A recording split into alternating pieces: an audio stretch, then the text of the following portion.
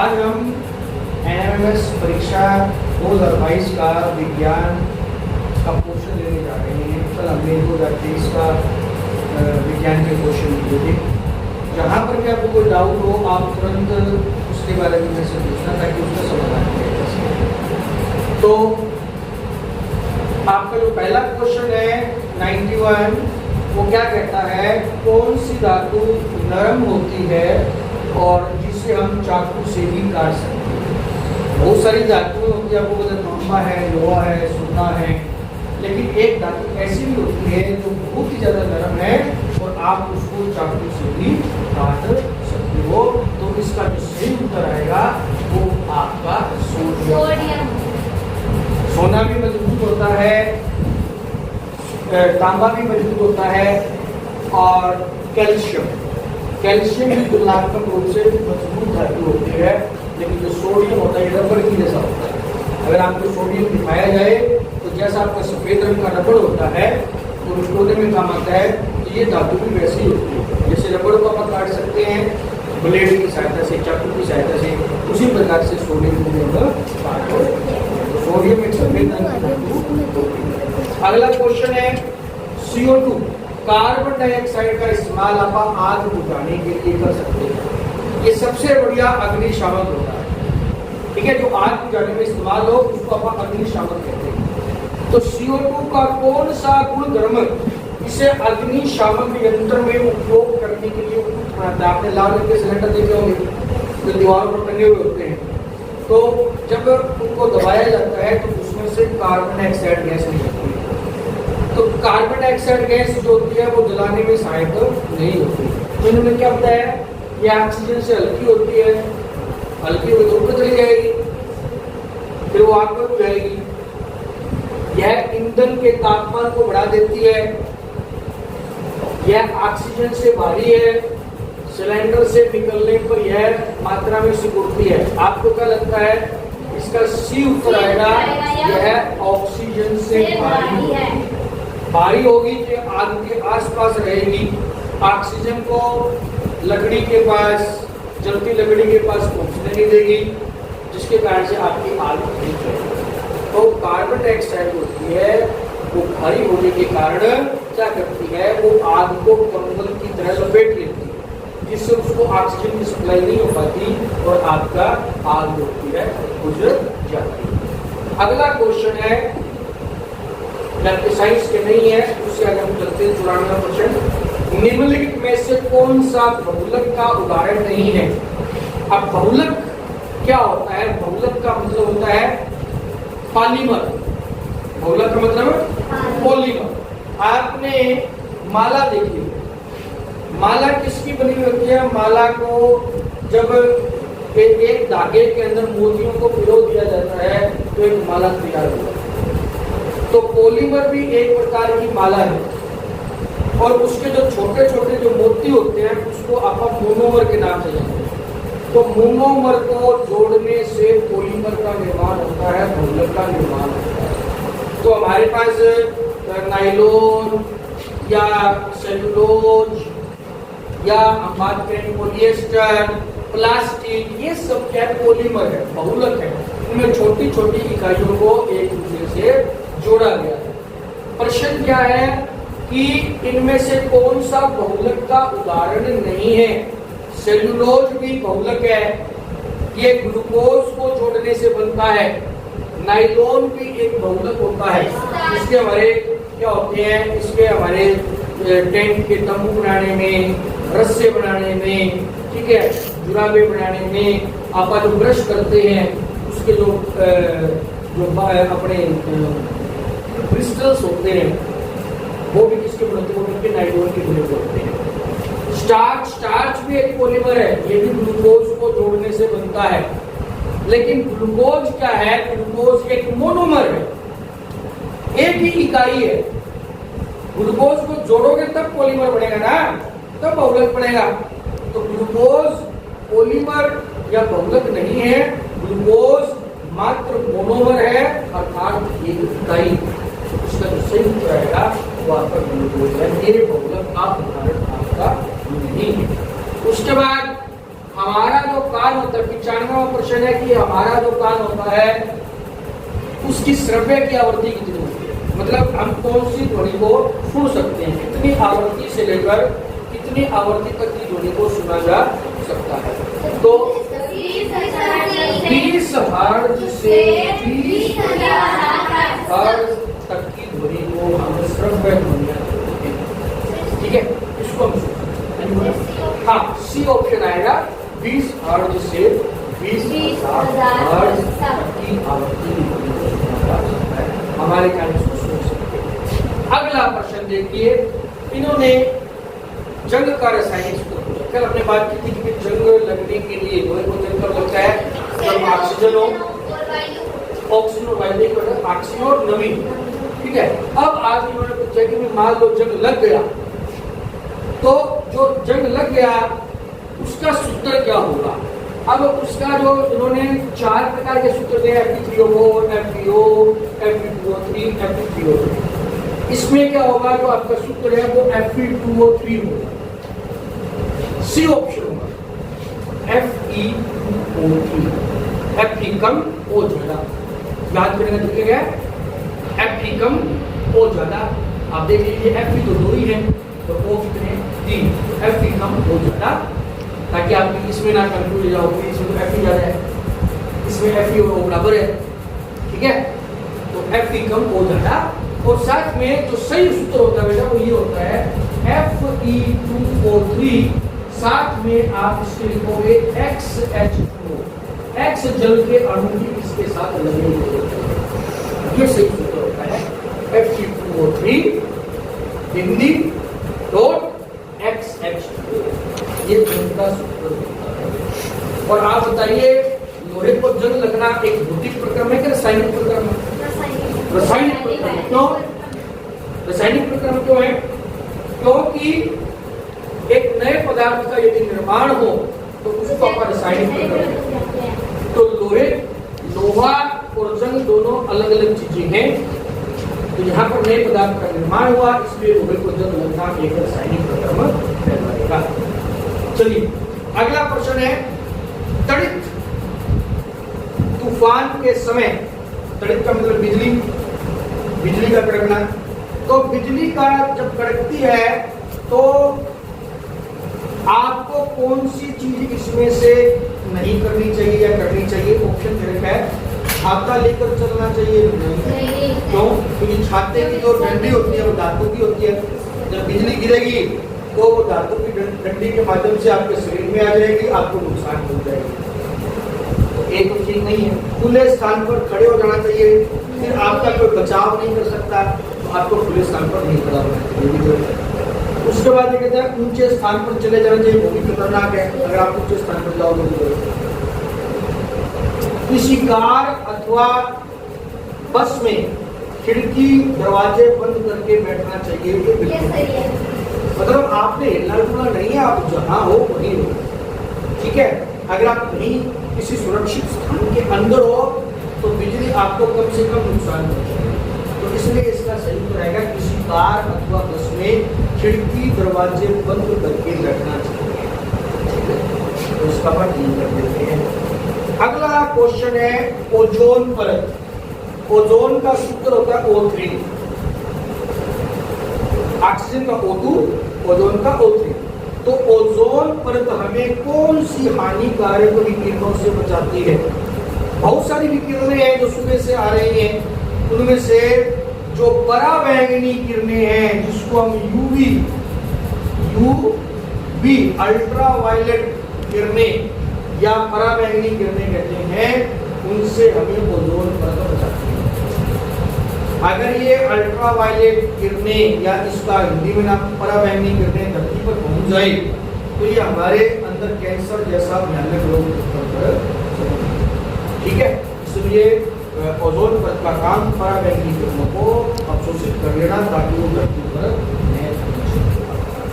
चलिए अगला प्रश्न है कि सभी वाहनों के डिजाइन किस प्रकार बनाए जाते हैं? आपको पता है वाहन क्या है जिसमें आप सफर करते हैं, तो जब आपकी कोई गाड़ी या वाहन चलता है तो उसको हवा से घर्षण का सामना करना पड़ता है। अगर घर्षण ज्यादा होगा तो वाहन की गति कम हो जाएगी। तो वाहनों के डिजाइन इस प्रकार के बनाए जाते हैं कि इसमें तरल घर्षण कम से कम, मतलब हवा जो होती है ना उसकी गति को बढ़ाएगा।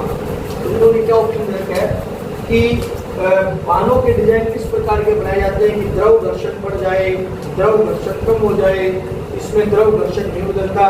इस तथ्य की कोई वैज्ञानिक अवधारणा नहीं है। तो इसका जो सबसे बढ़िया घर्षण कम होगा तो गाड़ी की स्पीड बनी रहेगी, और घर्षण ज्यादा होगा तो गाड़ी की स्पीड भी नहीं बनेगी और पेट्रोल डीजल भी ज्यादा खर्च आपका होगा। इसलिए इसका सही उत्तर आपका द्रव घर्षण कम हो जाए। ठीक है। 16 प्रश्न है, मानव नेत्र के पारदर्शी अग्रभाग को देखिए। तो हमारा मानव नेत्र होता है, अगर आप इसकी संरचना को देखें तो इस प्रकार की संरचना होती मानव नेत्र। और यहाँ पर क्या होता है, यहाँ पर हमारा अभिनेत्र लेंस यहाँ से हम देखते हैं। अब अगर आगे का भाग पारदर्शी नहीं होगा तो प्रकाश कैसे प्रवेश करेगा हमारे अभिनेत्र में? तो इसलिए जो इसका आगे का भाग होता है ये पारदर्शी होता है। तो इस पारदर्शी आगे के भाग का क्या काम होता है? एक तो नेत्र की सुरक्षा करता है। एक बार मान लीजिए कोई चीज हमारे आंख में चली जाए तो वो अभिनेत्र लेंस को नुकसान हो जाएगी, कमजोर हो जाएगी, तो वो चीज हमारे आंखों के अंदर नहीं जा सकती। तो जो पारदर्शी भाग होता है उसका नाम होता है इसमें आपका कार्निया। इस हिस्से को हम क्या कहते हैं? कार्निया। ठीक है जी, क्या कहते हैं? कार्निया, या इसका एक नाम और भी है स्वच्छ मंडल। कार्निया या स्वच्छ मंडल। ठीक है। और आपको एक और बता दूं कि मान लीजिए किसी की जो आंख खराब हो गई, बाद में आंख खराब हो गई, तो वो कार्निया या स्वच्छ मंडल में खराबी के कारण होती है। और किसी की जो आंखें ठीक हो सकती है तो उसमें उसका केवल कार्निया या स्वच्छ मंडल ही बदला जाता है। तो मरने के बाद जो डॉक्टर लोग आंख निकालते हैं वो उसका कार्निया या स्वच्छ मंडल का ही इस्तेमाल करते हैं। ठीक है। चलिए, उसके बाद 101वां प्रश्न है। आपको पता है कि ये मान लीजिए दक्षिण चुंबक है, इसके दो ध्रुव होते हैं, एक उत्तरी ध्रुव होता है, एक आपका दक्षिणी ध्रुव। ठीक है। एक को उत्तरी ध्रुव इसलिए कहते हैं और एक को दक्षिणी ध्रुव इसलिए कहते हैं क्योंकि जब आप इसको धागे से लटकाएंगे तो इसका उत्तरी ध्रुव उत्तर दिशा में रहता है, दक्षिण ध्रुव आपका दक्षिण दिशा में रहता है। तो ये पूछा जाता है कि यदि आप किसी क्षण के एक क्षण के उत्तरी ध्रुव को किसी दूसरी क्षण के उत्तरी ध्रुव के पास लाओ, एक क्षण का उत्तरी ध्रुव है, दूसरी क्षण का उत्तरी ध्रुव, अगर आप दोनों के एक दूसरे के पास लाओगे तो यहाँ पर आपका आकर्षण होगा कि प्रतिकर्षण? प्रतिकर्षण। क्यों होगा प्रतिकर्षण? क्योंकि समान ध्रुव या जिसको पर सजातीय ध्रुव कहते हैं, समान ध्रुवों में हमेशा प्रतिकर्षण होता है, विपरीत ध्रुवों में हमेशा आकर्षण होता है। तो समान ध्रुव एक दूसरे के पास आ रहे, उत्तर के पास उत्तर आ रहा है, इसलिए इनमें आपको प्रतिकर्षण देखने को मिलेगा और ये ध्रुव एक दूसरे को दूर धकेलेंगे। ठीक है जी, इसलिए उसका जो सही उत्तर होगा वो आपका प्रतिकर्षण होगा। नेक्स्ट क्वेश्चन है रेटिना। देखिए, मान लीजिए अभिनेत्र लेंस क्या करेगा? अभिनेत्र लेंस जो है एक पर्दे पर चित्र बनाता है, उस पर्दे को हम रेटिना या दृष्टिपटल देते हैं। हमारी आंख में जो चित्र बनता है वो कहाँ बनता है? वो रेटिना या दृष्टिपटल पर बनता है। ये क्या कहा जाता है कि रेटिना या दृष्टिपटल पर बना हुआ प्रतिबिंब कितने समय तक हमारी आंख में बना हुआ रहता है? तो इसका सही उत्तर होगा 1/16 सेकंड। 1/16 सेकंड तक कोई प्रतिबिंब हमारी आंख में बना रहता है, उसके बाद वो मिट जाता है। इसका मतलब ये हुआ कि 1 सेकंड में कितने प्रतिबिंब बनेंगे? 16 प्रतिबिंब हमारी आंख में। तभी तो एक प्रतिबिंब 1/16 सेकंड के लिए देगा। तो 1 सेकंड में 16 प्रतिबिंब बनते हैं और हर एक प्रतिबिंब 1/16 सेकंड तक के लिए ही हमारी आंख में रहता है, उसके बाद वो मिट जाता है। और कहाँ बनता है प्रतिबिंब? रेटिना या दृष्टि, रेटिना या दृष्टिपटल पर आपका प्रतिबिंब बनता है। चलिए, अगला क्वेश्चन है आपका चींटी के डंक में कौन सा अमल मौजूद है? आपने बात की थी धार्मिक अमल। ठीक है। तो इसका जो सही उत्तर आएगा बेटा वो पार्लियामेंट का अगला। अगला प्रश्न है 104, कौन सा सूचक, सूचक जो अमल और क्षार के बारे में होता है उसको सूचक कहते हैं, तो कौन सा सूचक मूल विलयन में गुलाबी रंग देता है? गुलाबी रंग बोलिए बेटा, कौन सा सूचक मूल विलयन में गुलाबी रंग देता है? देखिए लाल लिटमस तो नीला हो जाएगा, नीला लिटमस लाल हो जाएगा, ठीक है। तो इसका जो आपका जो सही उत्तर आएगा वो बेटा मेरे ख्याल से फिनाल पेट्रोलियम, ठीक है। क्या आना चाहिए? तो जब आप फिनोल पेट्रोलियम की बूंदे डालते हो क्षार के अंदर, इसमें डालते हो क्षार के अंदर डालते हो तो उसका रंग कैसा होता है? उसका रंग आपका गुलाबी हो। और आंसर है क्या? ये आंसर नहीं, फिनोल पेट्रोलियम होता है आपके लैब में होता है, लेकिन पानी जैसा होता है ये। और जैसे आप क्षार के अंदर फिनोल पेट्रोलियम में क्षार की एक या दो बूंदे डाल दोगे तो आपका उसी को गुलाबी रंग उत्पन्न हो। उसके बाद 105 नंबर जो प्रश्न है वो है मोम का पिघलना। एक होता है मोम का जलना, एक होता है मोम का पिघलना। तो जब मोम पिघलेगा तो बहुत से गर्म हो जाएगा, लेकिन रात तो मोम ही था। तो जो मोम का पिघलना है वो किस प्रकार का परिवर्तन होगा? उसका बेटा जल नहीं रहा, खाली क्या हो रहा आपका? पिघल रहा है। जैसे बर्फ पिघलती है, पानी रहती है, वो भी आपका भौतिक परिवर्तन है। नया पदार्थ नए बने तो आपका भौतिक परिवर्तन है। खाद्य पदार्थों के भंडारण के लिए आपने देखा होगा आजकल कोक भी टीन के डिब्बे में आती है, घी भी टीन के डिब्बे में आता है, ठीक है, बिस्कुट वगैरह भी टीन के डिब्बे में आने लगे। तो खाद्य पदार्थों के भंडारण के लिए बनाए जाने वाले वो होते तो लोहे के हैं, लेकिन उनको ऊपर टीन धातु की परत चढ़ाई हुई होती है, जिसको विद्युत लेपन कहते हैं। तो लोहे के डब्बे के ऊपर टीन का विद्युत लेपन किया जाता है। उसका क्या फायदा है कि टीन लोहे से ज्यादा होगी तो नुकसान हो जाएगा, टीन लोहे से कम विक्रयशील है, ये बात समझती है। टीन और लोहा दोनों बराबर विक्रयशील है, फिर मिट्टी का भी बराबर विक्रयशील है, उसको तीनों सही है, तीनों बात इसका जो सही उत्तर है वो आएगा बेटा बी, इन लोहे से कम अभिक्रियाशील होता है। तो कम अभिक्रियाशील धातु की परतें चढ़ाई जाती है, ठीक है। तो टिन एक कम अभिक्रियाशील धातु है लोहे की तुलना में, इसलिए उसको चढ़ाया जाता है ताकि आपका चीज जो खराब ना हो जाए जब लोहे के संपर्क में।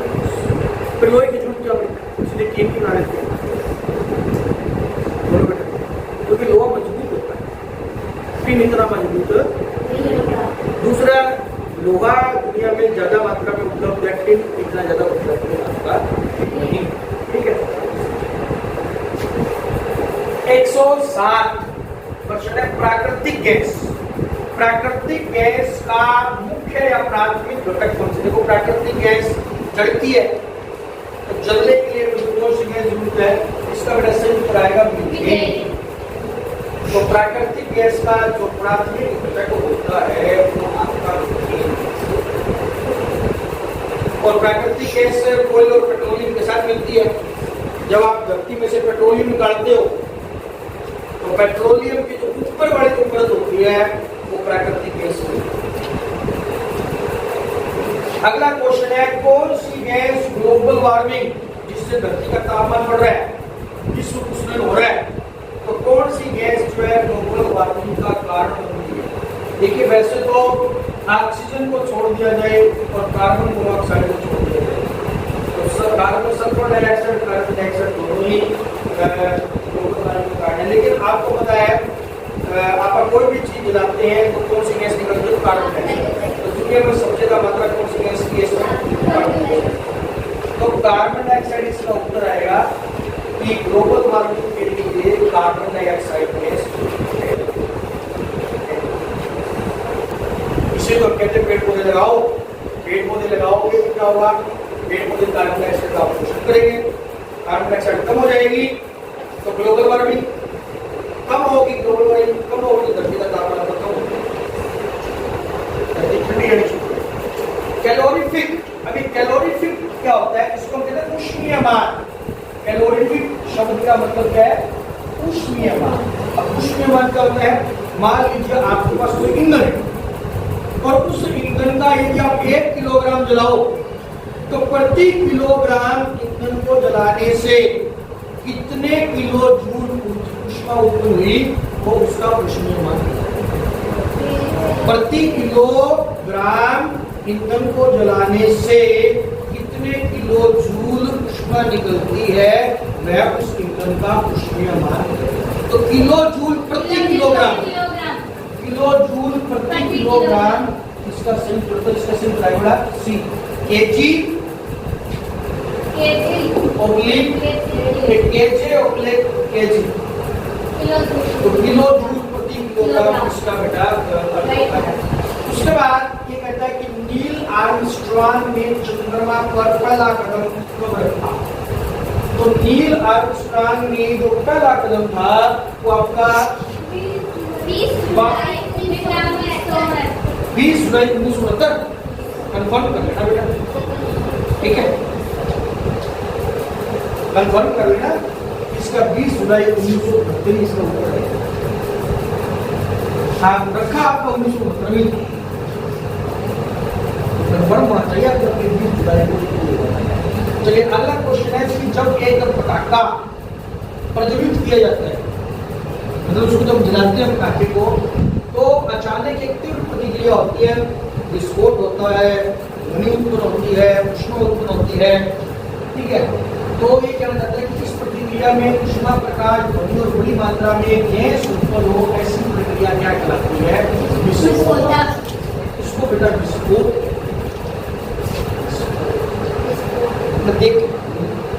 क्वेश्चन हमारे सामने है, आपने इनमें से सत्य कथन को बताना है धातुओं के बारे में। अब देखिए ऐसे चैप्टर हैं जो कटे हुए हैं, लेकिन क्वेश्चन तो इनमें से आ रहे हैं। तो सबसे बढ़िया तरीका ये है कि आप पुरानी किताब लेकर इन पाठों को पढ़िए, अगर कहीं से आपको अवेलेबल हो जाए, उपलब्ध हो जाए, फिर उनको धातुओं के बारे में निम्नलिखित में से कौन सा कथन सत्य है। सत्यवाद मतलब 3 है, सत्य होगी, एक सत्यवाद होगी। तो मैं पहले बोलता हूँ इन बातों को। मैग्नीशियम का ऑक्साइड प्रकृति में क्षारीय है। धातु को जलाओगे तो धातु ऑक्साइड बनेगी, अधातु को जलाओगे तो अधातु ऑक्साइड।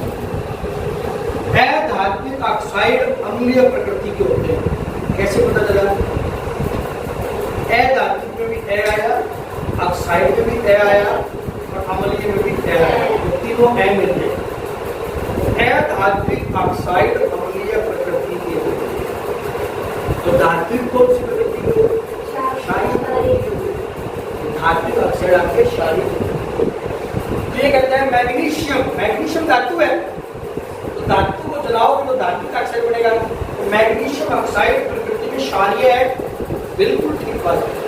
अगर आप देखते हैं सोडियम और सोना वह धातु है जिसे चाकू से काट सकते हैं। सोडियम को तो काट सकते हैं, सोना तो कठोर है, उसको चाकू से कोई से काट सकते हैं, तो गलत बात है। पारा सबसे हल्की धातु है, नहीं ये गलत है। अच्छा बताओ सबसे हल्की धातु कौन सी?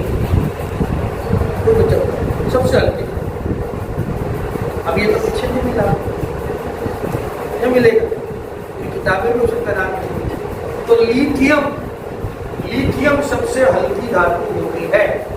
कौन सी? लिथियम सबसे हल्की धातु है।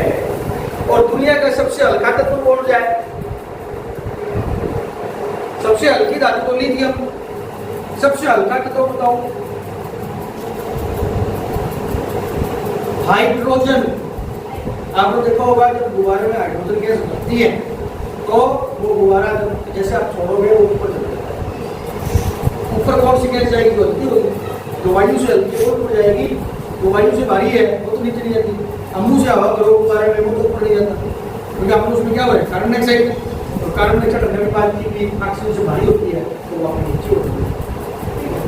चलिए और ये कहते हैं जिंक कॉपर सल्फेट से कॉपर को विस्थापित नहीं कर सकता। गलत बात। जिंक धातु एक अभिक्रियाशील धातु है, वो तो कॉपर सल्फेट में से कॉपर को विस्थापित ही कर देगी। ठीक है, आपको ना 3 धातुओं के नाम क्यों याद हो, एक को जिंक, लोहा और कॉपर, इन तीनों में सबसे कम यह और सबसे ज्यादा आपका जिंक। तो ज्यादा बड़ा कौन को कर सकता है विस्थापित, तो जिंक कॉपर को विस्थापित कर सकता है, इसी प्रकार से लोहा कॉपर को विस्थापित कर सकता है। तो ये क्या कहता है कि जिंक जो होता है वो कॉपर सल्फेट में से कॉपर को विस्थापित नहीं कर सकता, ये गलत बात है, ये तो कर सकता है ज्यादा तेज। तो इसका जो सही उत्तर आना है आपको मैंने बताया मैग्नीशियम का ऑक्साइड प्रकृति में क्षारीय है। अभी आपको मैंने बच्चे बाद में ज्वाइन करे, मैंने इसका आपको तरीका बताया है याद करने का कि धातु को जलाओगे ऑक्सीजन में तो धातु का ऑक्साइड बनता है, क्या धातु को जलाते हो तो क्या धातु का ऑक्साइड, अधात्विक ऑक्साइड अम्लीय प्रकृति की होती है, पानी में घोलोगे तो अम्ल बन जाएगा। जैसे ए धातु में भी ए आया, ऑक्साइड में भी ए आया, अम्लीय में भी ए आया। तो याद करने का तरीका है अधात्विक ऑक्साइड अम्लीय प्रकृति की होती है। इसका उल्टा जो धात्विक ऑक्साइड होंगे वो आपके क्षारीय होंगे। धात्विक ऑक्साइड को पानी में घोलोगे तो क्षार बनेगा, अधात्विक ऑक्साइड को पानी में घोलोगे जैसे कार्बन डाइऑक्साइड। कोल्ड ड्रिंक में कार्बन डाइऑक्साइड गैस को पानी में घोला जाता है, इसलिए वो भी खट्टी खट्टी।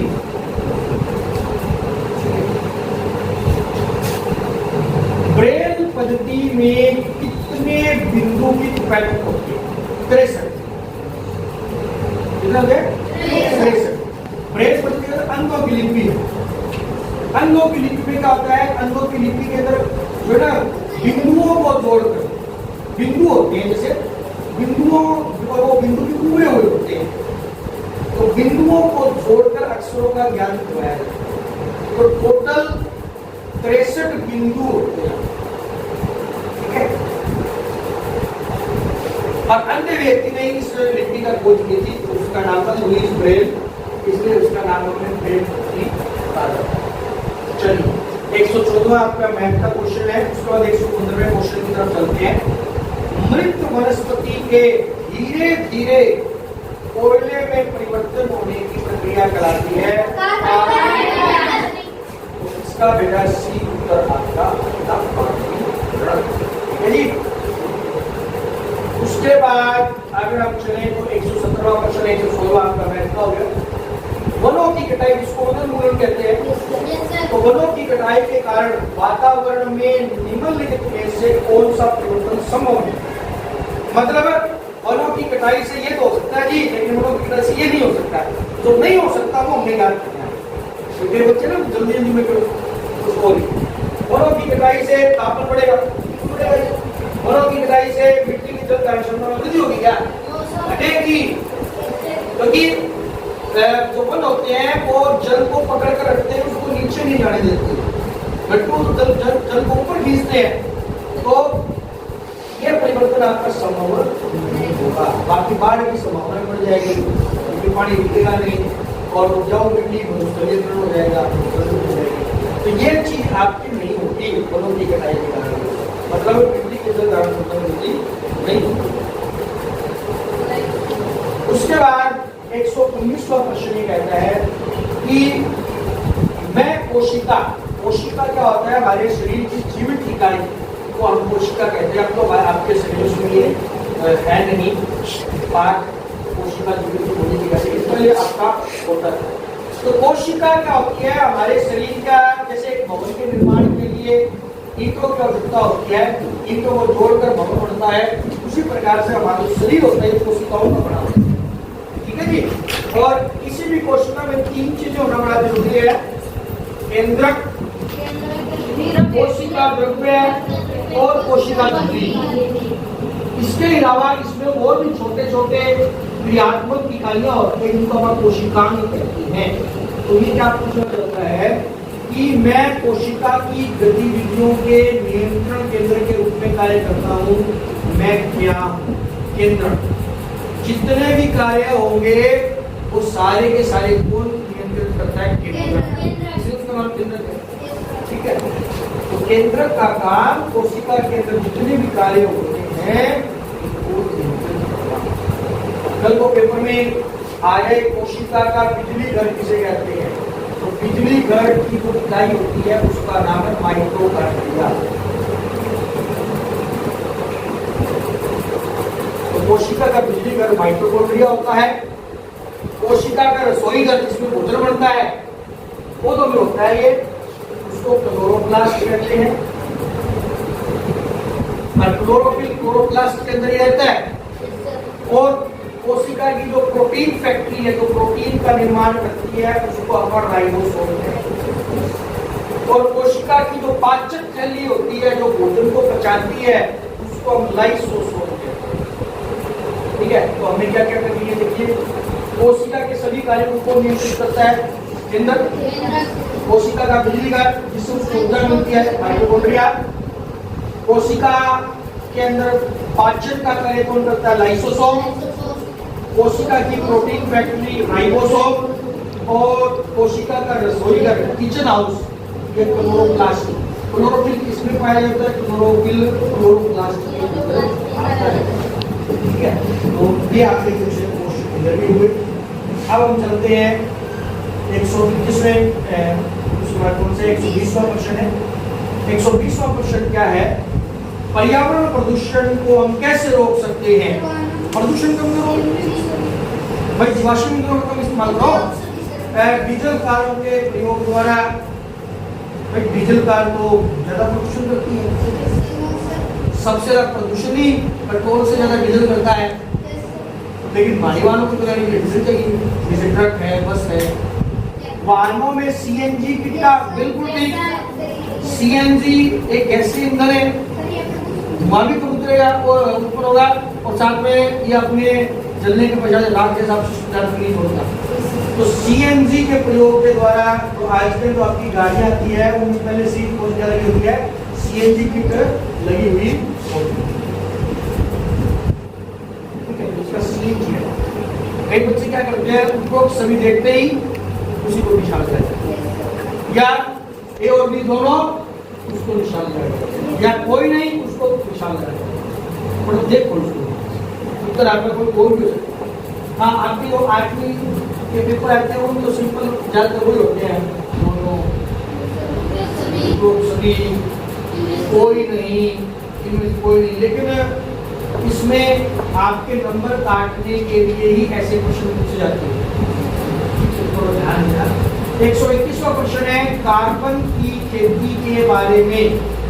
कार्बनिक खेती जिसको जैविक खेती कहते हैं, कौन सी बात सही है? जिसमें आप कीटनाशक का इस्तेमाल नहीं करते, आप गोबर की खाद का इस्तेमाल करते हैं, केंचुआ खाद का इस्तेमाल करते हैं, तो कौन सी बात इसमें सही है? सही बात हम पहले बात कर लेते हैं। वह खेती जिसमें जंगलों को काटकर जलाकर साफ करके फसल उगाई जाती है, और जब तक वह अनुपयोगी हो जाए किसानों को आय राजस्व देती है। मिट्टी की सेहत उपजाऊपन को सुधार कर फसल देती है तथा रासायनिक रिसाव को जल स्रोतों में कम डालती है, जैव विविधता को बढ़ाती है, किसानों को राजस्व प्रदान करती है। सी पशु उत्पादन की विधि प्रथा को बढ़ावा देना, खेतों में रसायन का प्रयोग करना जिससे किसानों को अधिक आय विकल्प है। छोटे स्तरों पर पुरानी तकनीक व औजारों द्वारा खेती जिससे कम आय। आपको क्या लगता है इसमें मेरे को जहाँ तक लगता है वो आपका भी आएगा। मिट्टी की सेहत को उपजाऊपन को सुधार कर फसल देती है, और रासायनिक रिसाव को जल स्रोतों में कम डालती है, जैव विविधता को बढ़ाती है। जैव विविधता का मतलब है कि समझिए जो उसमें पेड़ पौधों की ज्यादा प्रजातियां उत्पन्न करना, जिसको मिश्रित खेती कहते हैं, अंतरा फसलीकरण कहते हैं। इसके अलावा जीव जंतुओं को नुकसान कम हो और किसानों की आय भी बढ़े। ठीक है, तो बी इसका इसके बाद अपने 125वां क्वेश्चन पूछ लेते हैं। नीचे दिए गए चित्रों को पहचान कर उचित विकल्प चुनिए।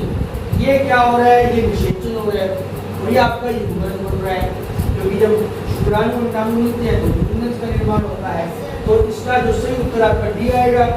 प्रथम आपका निषेचन हुआ, प्राणु और अंडाणु का संलयन हुआ, और उसके बाद आपकी जो नई कोशिका बनेगी जो जीवन की शुरुआत कहलाती है वो आपका युगल होता है।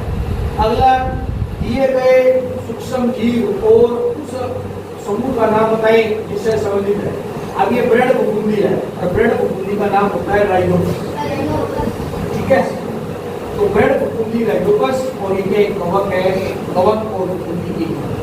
तो ब्रेड के ऊपर बोलने वाले फफूंदी को हम राइजोपस से, ठीक है, क्या कहते हैं राइजोपस से। तो आप क्या करोगे, आप बाउंड्री कर दोगे तो दशक हो जाएगा। अगला प्रश्न, इसमें सौर परिवार का सबसे लघुतम ग्रह, सबसे छोटा ग्रह बुध। ये सबसे नजदीक ग्रह भी है सूर्य के और सबसे छोटा ग्रह भी। लघुतम, इससे छोटा और कोई अक्षर, तो इसलिए इसका उत्तर है बुध। और अंग्रेजी में इसको वीनस कहते हैं, वीनस, VENUS। ये धरती को अर्थ कहते हैं, बृहस्पति को जुपिटर कहते हैं, मंगल ग्रह को मार्स कहते हैं, ठीक है। शुक्र को आपको बताया मैंने वीनस कहते हैं, शुक्र को वीनस, और बुध को हम कहते हैं बेटा मर्क्यूरी। चलिए, उसके बाद फर्श की टाइलें, रसोई के बर्तन और कपड़े बनाने के लिए आज की जो टाइलें वो प्लास्टिक की बनती है। तो वो ऐसा कौन सा प्लास्टिक है जो रसोई के बर्तन बनाने में तो जलेगा भी नहीं, कपड़े धरती की टाइलें टूटेंगी नहीं, ठीक है, और कपड़े भी बनते हैं, आग उठाने वाले कपड़े जो उसके जो है। तो इसका जो सही उत्तर है बेटा वो मेलामाइन। क्या आएगा? मेलामाइन।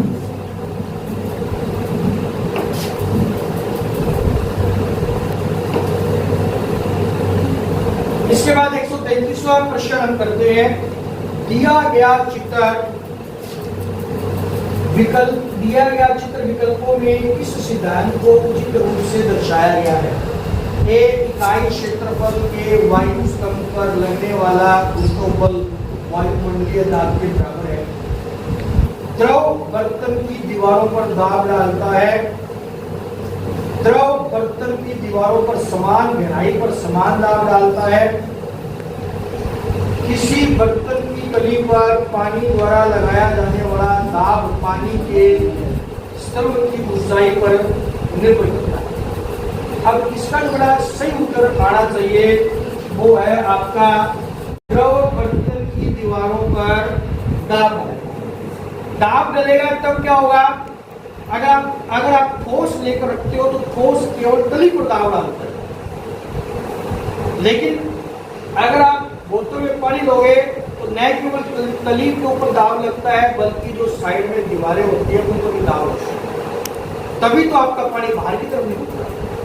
अगर तली पर लगता है तो आप करके देखना कि आप एक बोतल लो, उसको मिट्टी भर लो और छेद कर लो, आपकी मिट्टी जो है वो छेदों से बाहर नहीं निकलेगी।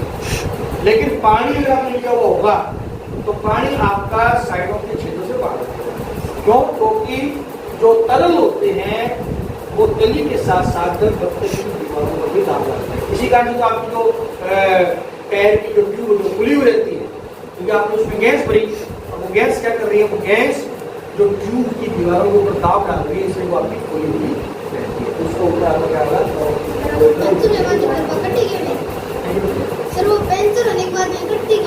तो पेंचर तो उसको जगह मिलती है निकलने की, आपको उसको रोकना भी तो है।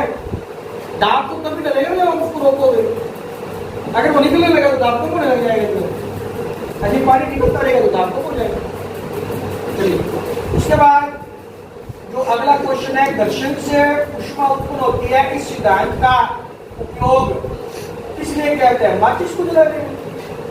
हाथों को आपस में रगड़ोगे तो उसको संप्राप्त में करते हैं, हाथ हमारे गर्म हो जाते हैं, तो हाथों को रगड़ने से ऊष्मा उत्पन्न होती है, क्योंकि घर्षण के कारण है। माचिस की तिल्ली को आप खुरदरी स्तर पर रगड़ते तो वजन उठती है, ये भी घर्षण के कारण है। उसके बाद विद्युत मिक्सी को आप कुछ देर चलाएं तो अगर आप उसको जिसमें चला रहे हो बर्तन को छूकर दे तो वो भी आपको गर्म हो जाता है। ठीक है। तो उपरोक्त सभी क्रियाकलापों द्वारा घर्षण से ऊष्मोत्पत्ति सिद्धांत को सिद्ध किया जाता है। इसका उत्तर नहीं आएगा। ठीक है, चलिए उसके बाद प्रबलता, ध्वनि की प्रबलता। तो प्रबलता का मतलब होता है कि तेज आवाज। एक व्यक्ति, मान लो ये बच्चा है, ये बच्चा, इन दोनों की आवाज अलग है। ये किसके ऊपर निर्भर करता है? ये ध्वनि के तारतों अर्थात उसकी आवृत्ति पर निर्भर करता है। हमारी सबकी आवाज अलग अलग है ना, ओपियो की हमारी सबकी आवृत्ति अलग अलग है। लेकिन मैं मान लीजिए मैं स्पीकर पर बोलता हूँ, आप मेरे को आप सुन रहे हो और आप मेरे को स्पीकर पर सुनते हो, तो क्या होता है? आवाज तो सेम ही है ना, बोल तो 19 से ही रहे हैं, लेकिन हमने उसका क्या बढ़ा दिया? हमने उसका आयाम बढ़ा दिया, उसको प्रबल बना दिया। तो प्रबलता जो होती है उसको मापने का जो मात्रक होता है वो डेसिबल होता है। तो प्रबलता किसके द्वारा निर्धारित है? आयाम। आयाम का मतलब है कि कितनी ऊपर जाने लग रही है और कितनी नीचे जाने लग रही है। पहले मैं ऐसे बोल रहा था, मेरी आवाज की ऊंचाई और नीचाई इतनी थी। अब मैं क्या कर रहा हूँ? अब मैं बहुत तेज बोल रहा हूँ, तो मेरा क्या बढ़ गया? मेरा आयाम बढ़ गया। तो प्रबलता जो होती है वो आयाम से निर्धारित की जाती है। चलिए उसके बाद टेडपोल का बेशक मेंढक में विकसित होने के लिए आपको पता है थायरोक्सिन हार्मोन होता है। तो थायरोक्सिन हार्मोन को बनाने के लिए कौन सा तत्व चाहिए? आयोडीन। ठीक है, इसलिए हम कहते हैं कि आयोडीन युक्त नमक खाओ ताकि बच्चों का विकास ढंग से हो पाए। ठीक है, आयोडीन की कमी हो जाएगी तो थायरोक्सिन हार्मोन नहीं बनेगा, थायरोक्सिन हार्मोन नहीं बनेगा तो फिर विकास ढंग से नहीं हो पाता। जैसे मान लीजिए जिस पानी में टेडपोल रह रहा है, अगर उसके अंदर आप आयोडीन की कमी कर दोगे तो थायरोक्सिन हार्मोन नहीं बनेगा, तो थायरोक्सिन हार्मोन नहीं बनेगा तो वो आपका टेडपोल बेसिक मेंढक में नहीं बनेगा, वो टेडपोल का टेडपोल ही रहे।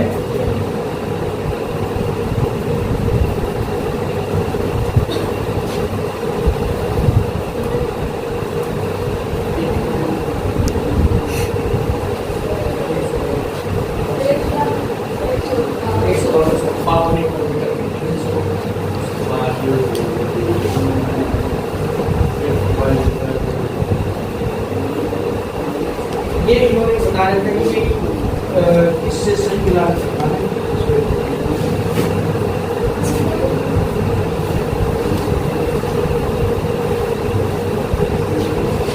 कौन सा पशु पक्षी कौन से अभयारण्य के अंदर रहता है? पहले मिलान करो, बाद में। शेर जो होता है, शाबाश, कहाँ रहता है? गिर में। गिर, गुजरात के गिर जंगल के अंदर वो आपका रहता है, गिर राष्ट्रीय उद्यान। तो शेर को हमने किससे मिला दिया? गिर से। एक सींग वाला गेंडा काजीरंगा राष्ट्रीय उद्यान। उसके बाद हाथी, हाथी आपका आएगा पेरियार सेंचुरी, ये ना केरला वगैरह के अंदर। और चीता फिर एक रहेगा, उसको आप मिला दोगे दुधवा से, तो क्या हो जाएगा? ए का कौन सा सही है? तीसरा। उसके बाद बी का कौन सा सही है बेटा? दूसरा। और सी का कौन सा सही है? चौथा। और डी का कौन सा सही है आपका? पहला। तो देखो, ए का सेकंड है, बी का अपना थर्ड है, सी का अपना फोर्थ है और डी का अपना उसको अपना सी आपका सही है। ये आपके क्वेश्चन में आराम से आगे ये अपने नवाज